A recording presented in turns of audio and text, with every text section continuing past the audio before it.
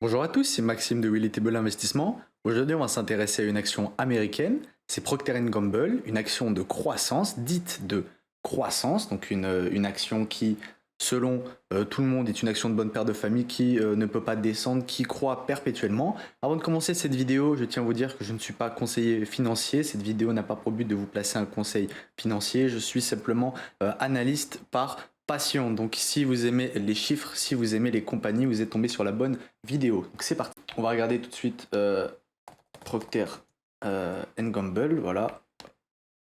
On va regarder, voilà, donc tout de suite on voit les tendances de régression, vous voyez depuis 2019, un très très haut record, donc on n'est pas encore sur des records historiques, hein. L'action a atteint plus de 164 $, mais on s'y rapproche doucement à 156, donc vous voyez une forte tendance. Si on regarde à partir de l'année dernière, on est sur un range donc tout aussi haussier, hein. Vous voyez qu'il y a eu une belle décote de août à septembre qui suivait de janvier, hein. Vous voyez donc de janvier à octobre, on a eu une très très grosse baisse sur cette entreprise. Donc qu'est-ce qu'ils font exactement? Donc produits de consommation non durables, soins à domicile, personnel, etc. Donc il y a beaucoup de marques que représente Procter Gamble, je vais vous les montrer tout de suite.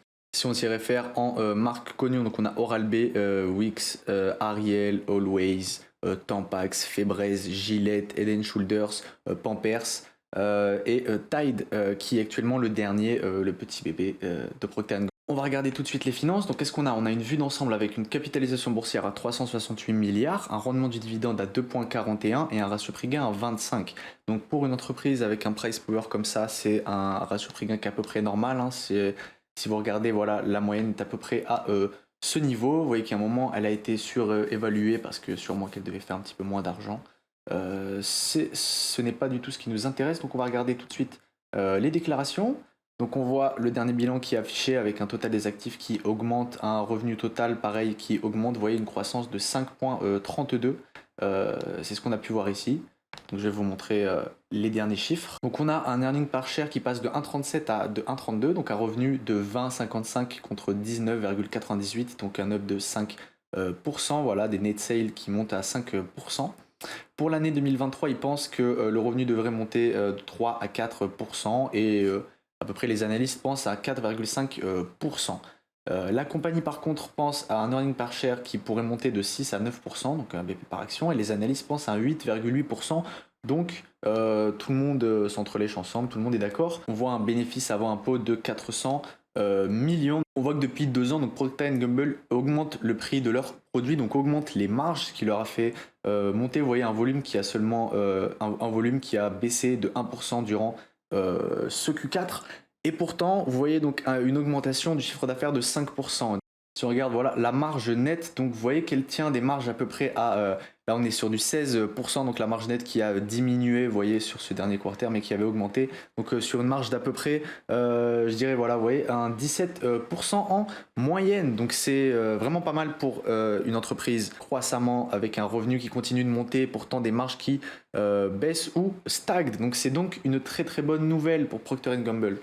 Vous voyez que le volume de Procter Gamble a baissé de 1%, étant donné que par contre aux États-Unis, le plus gros marché de Procter Gamble, les volumes ont augmenté de 3% contre bien moins apparemment en Europe et en Asie. La compagnie nous dit que c'est son segment healthcare qui a perdu le plus. On est à 3%. Donc cette division elle inclut Oral-B, Pepto-Bismol. On voit qu'avec la montée des prix, certaines de ces marques n'ont pas eu un engouement aussi énorme qu'ont pu avoir les autres. Et on voit que les volumes dans par exemple Tide et Febreze ont perdu 2%.